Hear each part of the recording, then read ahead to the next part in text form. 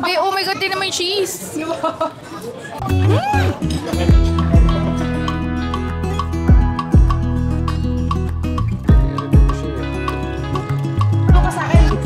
May matutunan kayo sa amin mga kids. Dapat may value talaga yung content.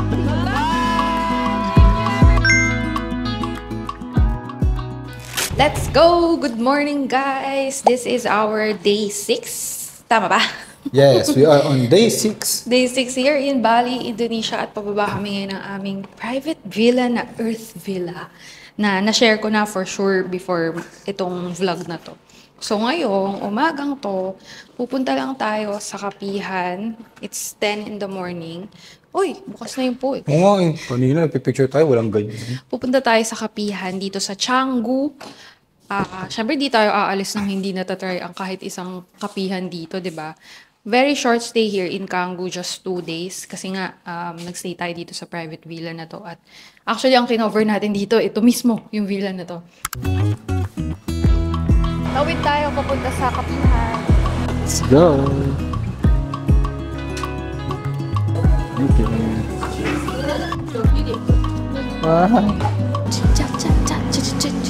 Para bala magkanta. Hi guys! Ito na. Mayroon na tayong coffee for the day. Dito tayo nagbabrunch sa HEEP. Just a few steps from our villa, the Earth Villa by Inivi. Kaya ayun, dito na namin napili kasi ayaw na namin lumayo. Literal na ano lang talaga. Ilang steps lang, hindi yung mga Japan steps. Mga 50 steps. Oo, yung mga ganun. Lapit lang, promise. Tas, ang kinuha ko ay yung parang set meal nila sa morning. Croissant, tsaka yung hot coffee. Hindi siya pwedeng i-ice eh. Pero okay lang, masarap naman siya. At Tsaka, ang ganda. Ang ganda ng design. Ganda ng presentation. Marunong silang mag-latte art. And si John, what did you order? Ako ay ice black. So, para siyang ice americano. Iniba lang yung kung saan nakalagay yung tubig. Tapos ito, Ito triple cheese. Triple cheese sandwich. Ang sarap-sarap. with caramelized onion. Oo. Tapos, Sarap, no? Sarap. Tapos ito, waffle fries. AKA Chris Cut fries sa atin. Akala ko, ano talaga siya, parang iwa-waffle press. Kaya ako in-order, yung pala Chris Cut fries lang. Pero masarap siya. Sarap din. May lasa na on its own yung fries niya. Pati, as usual, mabango. May konting herbs na amoy. And, tas yung dip niya, parang, hindi ko alam anong tawag guys, pero parang lasang may malapit sa mga curry na spices. Para mga Indian sauce something. Pero ang hindi mawawala, yung sambal sauce nila. Yung parang ketchup nila dito na maanghang na matamis. Mas maanghang siya sa ketchup natin. Yeah. At mas matamis din. Sarap. Tapos yung croissant. Ano nari? Overheated. To continue what we're saying, masarap yung food nila dito. At random lang namin nakita. Hindi na namin sinearch. Naglakad lang talaga kami paglabas. At ito nang napili. So how was the coffee? How's the coffee? Masarap. Arabica naman siya. Tapos, hindi siya yung mga fruity flavor na hindi ko masyadong bet. So, gusto ko Mga kasi maasim. gusto ko kasi mga earthy. Mga ganyan. Masarap siya. Siguro baka Sumatra nga ito eh. Yung local coffee beans kasi nila dito, Sumatra. Pag nag-Starbucks kayo, papiliin kayo. Strong local coffee o yung original beans. So, strong local coffee is Sumatra beans yung tinanong ko. So, baka ganito rin dito kasi nasa local, Canggu di ba? Nasabi ko na kanina yung vibes ng Bali, no? Since this is our first time here, Ouch! nagustuhan namin yung vibes dito. Sabi ko nga, parang mas masarap maglakad-lakad than in Bangkok. Tapos, magkaiba sila ng flavor eh. Tapos yung lakad mo dito, ewan ko kung timing lang namin Sa July ito eh. Oo, hindi mainit. Well, tirik yung araw, pero once you go to a shade na, kunyari may puno or may bubong, malamig yung hangin. Hindi siya maalinsangan. Hindi siya yung parang tipong konting galaw mo lang sa labas is tatagaktak na yung pawis mo. Hindi ganun yung feels dito. Especially in Ubud na ang daming Puno talaga. Kaya ang presko-presko. Yun yung tamang term, guys. Sobrang presko nung hangin. Hindi ka papawisan even tirik yung araw. Pero syempre pag tumakbo ka, papawisan or may extensive activity. Pero yung chill na walk lang, masarap siya. Masarap maglakad-lakad with the breeze, ganyan. Tapos ang dami mong makikitang plants sa paligid. Tapos ang cute ng tindahan dito. Tindahan talaga. Ang cute ng store. Parang laging themed. Parang laging pinag-isipan yung mga itsura ng stores. At saka ang dami dito, yung mga available na yung mga crafts nila. Yeah. Handcrafts. Maraming stores na ganun yung mga paninda. Itong parang American diner something, di ba? Pero may team pa rin. Yung iba kasi parang mga local Balinese restaurant na may team talaga. So talagang parang pagpupunta ka sa mga kainan, parang lagi ka nasa resort. Oo, yun, ganun. Ang ganda ng mga tambayan dito. Like, chill na chill. Disclaimer guys, yung mga pinuntahan namin mga restaurant. Sabi ng friend namin, mga friends namin na nakapag-Bali, medyo may kamahalan na siya. Compared sa mga talagang budget travel. At saka yung mga kinakainan talaga ng locals. Since first time natin. Okay lang Okay lang. mag-try talaga. Kaya baka pag nag-release kami ng budget and itinerary, makita niyo medyo may konti kamahalan. Pero hindi pa siya ganong kamahal, to be honest. Budget pa rin yun. Oo, yung vibes ng restaurant tapos babayaran mo. For example lang, 300,000 IDR which is around, 1,000 pesos, dalawa na kami. Solid kasi masarap din yung pagkain. Oo, tapos maganda nga yung vibes at pati yung place mismo. Ganun yung dito, guys.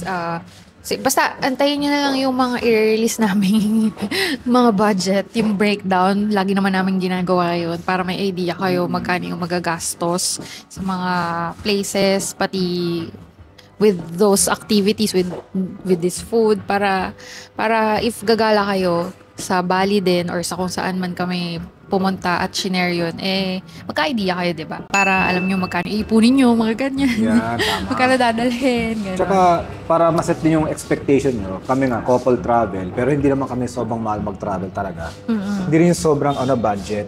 Yeah. Nasa sakto lang, kayang-kaya talaga, at chill. Yes, kaya today, kakain pa tayo mamaya sa dinner with friends. Kaya, stay tuned. Pero bago yan, room tour tayo sa susunod na hotel. At ngayon ay pupunta na tayo sa ating last accommodation here in Bali. Sa Seminyak naman tayo. The U-Suite. Seminyak. Yung may pangalan niya? U-Suite Seminyak. Ayun. Nag-in-drive kami, guys. Mas mura ang in-drive. Tsaka Gojek kesa Grab. Actually, mas mura yung in-drive. Ito, yung Gojek and Grab, same siya.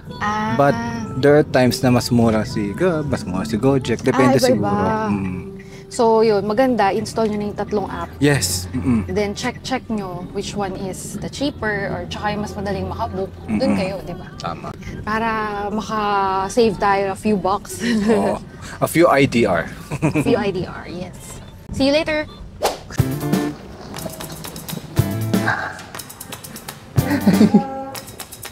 Let's go! Room tour na tayo sa ating U-Suite Seminyak dito sa Seminyak. Yes. Pasok na tayo. Let's go, guys. So yan, nakikita na sa likod ko. Ganyan Malaki ang kalawak. suite. Sweet Maluwag talaga. talaga. For only 1,300 plus. Okay. Di ba? Yes. Mura na yun kasi parang tayo hindi alam. Mura na yun kasi basta, alam nyo na yun, guys. Sa halagang 1,300 parang bihirang makakita ng ganitong kalaking room. At dito sa Bali meron. Yan. Okay, first of all, pagpasok, CR sa kanan. CR sa kanan. Alam nyo na yan, the common thing. Tapos, yung mga nakikita natin sa mga parang beach hotels, yung may ladder. Sampayan. Sampayan. Aesthetic na sampayan na ladder. Sorry naman, So, ladder. forward tayo dito. May couch. Yan, Ang theme ng room parang mga green, apple green na color. So, may kita niyo yung luggage namin, oh. Ayan, malaki po yan. Nagmumukhang maliit dito. Kasi maluwag ang space. Oo, ayan. So, punta So, tayo dito. forward tayo dito. Dito tayo sa may desk na sobrang laki. Yung desk niya is, nandun na rin yung TV sa taas nun. Tapos may upuan. And then may maliit na ref dito. And then, syempre meron tayong kettle. Yan, wait Meron lang. din water. Ayan. Merong water. Ang ganda ng bottle. Mukhang iuwi ko to. Pwede ba to iuwi? Pwede siguro. Pati naman, kasi may mga nabibili na ganyan. Tsaka ganito yung mga dito, bottled water, Oo. glass. Hindi siya, sa mga restaurant meron din silang plastic bottled water. Pero sa mga restaurant, panay glass. Tapos inuwi din eh. Pwede iuwi. Oh, Yung uwi mga natin friends yan. namin inuwi nila kasi pwedeng gawing vase, ganon. Oo. And dito tayo sa Shalapart. May premium coffee. Hindi siya yung 3-in-1? Hindi 3-in-1. It's ano... yung drip coffee. Yung Oo. ilalagay mo sa ibabaw ng Yeah. mug. Tapos, drip coffee siya. Then, meron siyang, premium sugar. At isa pa, premium tea. Ito, I think this is creamer. Parang creamer ang dating niya. Yan. Okay. Meron tayong kasama pala sa room natin yung premium coffee na yan. May space pa dito for your things. Uy, And may safe. Safe siya. Safety deposit box. Oh. Tapos mayroon dito malaking, tapos may tao, no? Ang lalaki ng cabinet nila Ang dito. laki nga ng cabinet. Parang siguro, marami dito nagsistay ng mahaba. Oo. Kaya prepared sila for malaking storage. Yan, tapos may sleepers tayo sa baba. We have a window here, pero I think walang Walang view view. kasi nasa first floor tayo eh. Ang view natin ay wall. Pero sa taas maraming puno. Ito natin. Yan. Wala lang, yan lang. Okay, next. Siyempre yung bed natin, king size ulit to. Malaki. Okay, size to. Grabe. Upo ka nga dyan para makita nila kung gaano kalaki. Oh, yan ha. 5'2" po siya ha. Dahil sinabi yung height eh, no? Hindi naman siya yung may spring na medyo masakit sa likod at mararamdaman ng puwet mo or likod. Okay naman siya. Pero Yung unan. sobrang ganda nung bed sa Canggu, dun sa Earth Villa at pati nung unan. Kaya yun na yung top notch sa akin. But this is not bad for 1.3, no? Oo. But ito yung medyo... Alam niyo naman ako, if nakakita na kayo ng review ko before, gusto ko 2 unan each. So for this, 3 lang yung unan. And hindi ko alam, parang accent unan, pero baka akin na lang po. Yo, sa'yo na yan. Yeah, kasi natutulog ako guys, 2 unan dapat. Isa sa ulo, tas isa nihag ko. Ayaw kasi ako ihag. Minsan hinag kita pero ang init eh. So unan na lang. Kaya ayun, kulang lang ng 2 unan. Pero pwede na. Ano yan? Ano sa drawer? Drawer. Remote ng TV, tsaka remote ng aircon. Ayun no, yung sa baba pa, syempre. Sa baba, switch Ayun. ng May ilaw. sariling switch ka na dyan. Then, meron pa ulit storage dito. Dami lang storage. So, that's it for our room. Mamaya itutur namin kayo sa labas. This is U-Suite. Nabook namin sa Agoda, pero mabubook nyo rin siya sa Klook. Pili na lang kayo kung saan nyo gusto. Parehas naman kaming may codes na pwede kayo maka-discount. Naka-display yan dito. Just book dyan. And yung mga links nito nasa description ng YouTube vlog at nasa link in bio din. Na lahat ng essentials na ginamit namin sa Bali, makikita nyo sa link in bio. Kaya tingnan nyo yon at dun kayo mag-book. Also, meron pa akong extra codes for you guys. When you search Jamimoy sa Klook app, lalabas doon yung mga iba pang deals, pati iba pang discount codes na pwede nyo ma-redeem at magamit sa future travels nyo para makatipid kayo. Kaya search Jamimoy on Klook. Okay? Ayan, pwede mag-lounge dito, ganyan.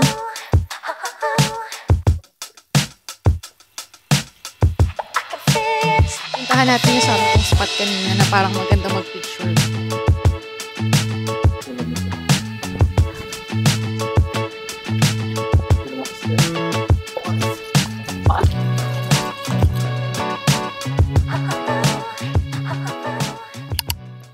Huling hirit sa Bali is dinner with friends sa Noti. Ano yun? Naughty. Lalagay ko na lang dito. Nakalimutan ko kung anong pangalan. Pero parang barbecue yata yung place. So, lumabas tayo after natin mag-check-in. Kanina pa kami nandito, di ba? Check-in kami mga 1. Ngayon lang kami lalabas, mga 5 na. Ay, magsi-6 na pala para mag-dinner with friends. Uwi na kasi kami bukas. So, nakabook na kami agad ng Grab. Nihintay lang namin siya dumating dito. Bakit pinili mo yung Grab? Because Wala lang, Credit kasi card? baka maubusan na tayo ng ng cash. cash, o nga pala, baka maparami yung kain namin. So, baka cash lang doon. Kasi may mga ibang shops dito, cash lang sila, wala silang credit card payment option. So, better to have cash on hand talaga kapag nasa Bali. On our way to Noti Nuris Seminyak. Ayan, alam ko na yung pangalan. Tinignan ko kasi yung group chat kung ano yung pupuntahan namin. So, gutom na gutom ako ngayon, gabi. Ngayong gabi ay gutom na gutom ako kasi hindi na kami aalis nag-lunch. Brunch lang yun kanina, di ba? Yes, Parang it's brunch. naipon yung gutom ngayon. Tsaka since last night na at last dinner together, feeling ko pwede akong umano ngayon. Pwede ako lumafang ngayon with friends. Kami lalapang tayo with friends. At saka barbecue yun eh. So, di pa kami nag-barbecue dito, di ba? Di pa tayo pork ribs yata. Pork ribs ba? O basta mga ganon, grilled something. Nandito na tayo ngayon sa Noti Nuris. Yehey! Alam na namin pangalan. Noti Nuris. Natural kasi hindi. Nandito na yung iba sa amin kasi hindi pa kami kompleto. So, hindi pa kami pwedeng makaupo sa table until makomplete daw ang aming group. 13 kami. So, pangatlo kami sa group na dumating. Tingnan natin anong oras darating yung iba mamaya. Sana dumating na sila kasi gutom na ako. Oo, gutom na siya. Gutom na. Ito yung menu, tapos ito sila, naghihintay sila dito ang mga gutom. Long time no see. Gutom na rin! Guys, ito yung menu. Check nyo na lang kung gusto nyo dito kumain. Tapos, actually, pwede na ako mamili ng food ngayon. Nakakagutom yung itsura. Diyos mio. Explorations and the Tans Kids. So, what's your name? Her name is Sage, and this one's Beanie. Wala na akong cash. Thanks, guys! Pili na tayo ng o-orderin natin para pag upo, alam na natin yung sasabihin natin sa ano, di ba? Sa waiter, kasi gutom pa na rin. Yeah, naisip namin is signature pork spare ribs. Yes. 229,000 IDR. Tapos 600 grams na siya. Feeling ko marami na ngayon for 2 eh. Tapos sabi niya, gusto ko daw ba ng nasi goreng? Sabi ko, yes, sige, for last night na to eh. Baka hindi natin alam kailan balik natin sa Bali. May credit card naman siguro sila, no? Kasi, Malaking resto siya eh. at saka medyo nag-iingalo na yung cash. Ang dami rin kasi kainan dito na wala masyadong credit card.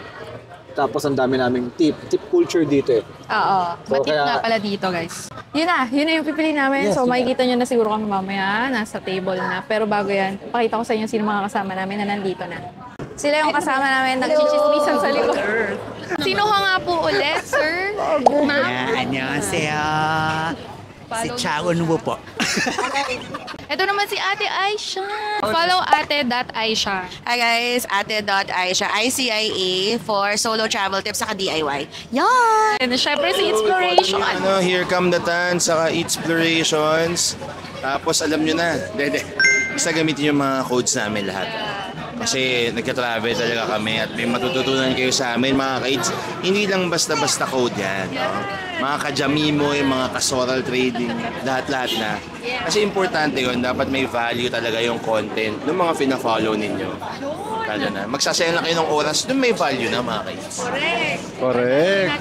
One nasi goreng. Ito kagulo pagka aming order na 650. Parang ito yung good for two. Tapos ito yung order. Itadakimasu! Siyempre, unahin natin yung ribs. Matamis, malambot. Malambot nga siya. Kayang-kaya ito ng 2 tao. So, mukha siyang malaki, pero feeling ko kaya. Sana. More. I-partner natin sa nasi goreng. Dahil last night na to, may nasi goreng tayo. Medyo malagkit yung kanin ng nasi goreng sa akin. Matamis siya. Malagkit. Malagkit. I mean yung parang medyo malata, like dikit-dikit na kanin. Yeah. Mas gusto ko yung mga nasi goreng na nakain ko ng mga past few days. Pero hindi naman siya bad. Not bad. Agad. Sinry din sila ng malata pa yung kanin. Oo, parang gano'n. Ito na. Titikman na natin yung corn.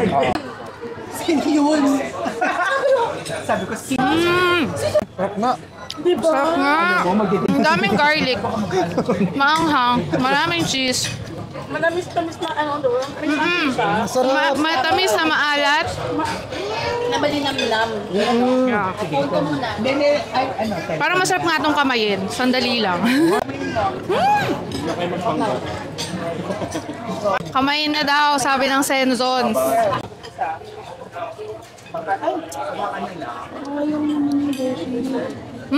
Sarap. Alam mo, inisip ko nga, paano ko ito ginagawa? May mayo kaya? Parang may mayo? Dinedecode nga namin eh. Sabi ko, parang may mayo. Alamin natin, benta natin sa Pinas. Nag-business pa nga. One down. Ganyan kadumi dapat. Yung kamay. Mong kakamayin ko yung nakasiguro na. Kaya pala ang laki ng tissue dito kasi talagang magdudumi kayo. Grabe! Oh my God, din naman cheese! Diba kayo? Para sarap. Ang sarap, grabe. Speechless. Medyo maanghang siya pero kayang-kaya yung anghang. Kasi mahilig kami sa anghang. At parang nanoot yung mga sauce doon sa mais mismo. Yes. Kung ano mga sauce yun na hindi natin alam lahat. Ubusin natin to. Gutom na kami. Let's go. Update guys. Dami namin in order. Akala namin hindi namin mauubos. But, wala na. Ubos. Grabe, naubos namin yun. Grabe, ang tako mo. Oo nga eh. Sorry po. O yan, dami ko rin nakain actually. Yung corn pa lang eh. Kinulang kami ng cash ng pambayad so nag-withdraw pa. Kasi hindi hiniwa-hiwala yung bill so akala namin pwede mag-card. Eh hindi pala. So hati-hati ng cash na bayad. Okay lang naman. Magkano? Okay lang naman kasi ano eh. Wala namang pag Gcash. Halos walang charge. Okay lang. Okay, so okay lang mag-withdraw ulit. And that sums up our dinner with friends at last dinner namin together dito sa Bali, Indonesia. At last night na rin namin. So, yeah, medyo malungkot and happy kasi may bago na naman tayong na-experience at may bago tayong mga nakasama sa travel natin ngayon at natutunan from them. Ang dami. Sobra. Hats off talaga sa mga nakasama na. Yeah. Tsaka yung experience itself, ang dami namin natutunan dito sa Bali. We will definitely be back kasi nagustuhan namin ang vibes ng Bali. Kung sumubaybay kayo sa vlogs namin na to, thank you so much for watching and keep on watching kasi marami pa kaming pupuntahan na gala. Use our codes din para maka-discount at syempre para may panggala kami. Thank you ulit guys! See you